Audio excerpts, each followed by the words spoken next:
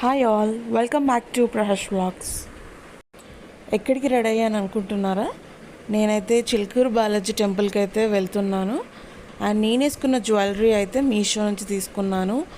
ఇదైతే ప్రమోషన్ అయితే కాదు, బట్ క్వాలిటీ నచ్చి చెప్తున్నాను. మీకు కనుక కావాలంటే ఆర్డర్ చేసుకోండి. Let's go.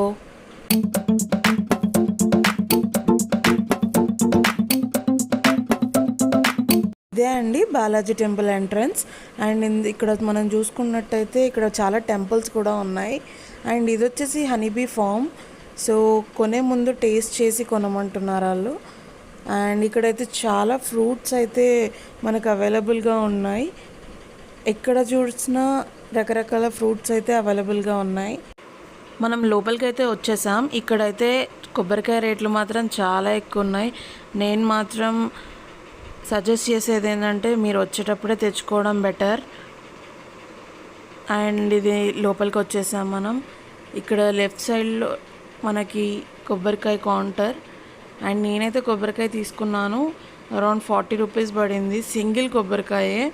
అన్నీ కలిపి అయితే 120, 150 చెప్తున్నారు. కొబ్బరికాయ అయితే కొట్టేశాను. లోపలికి వెళ్దాం పదండి.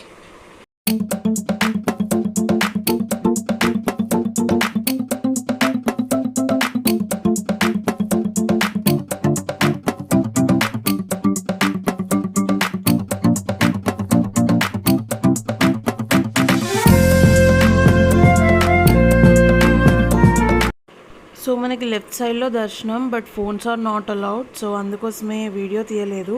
బట్ బయటకు వచ్చాక ఇది ఇక్కడైతే ఇంకో టెంపుల్ కూడా ఉంది. ఆ టెంపుల్ వచ్చేసి మనకి శివుడు టెంపుల్. సో ఇక్కడ అయ్యగారు ఏం చెప్తున్నారంటే అందరికీ ఎవరైతే ఎగ్జామ్స్ రాయాలనుకుంటున్నారో, ఎవరైతే చదువుకుంటున్నారో వాళ్ళకి మాత్రమే పెన్స్ అనేది ఇస్తున్నారనమాట.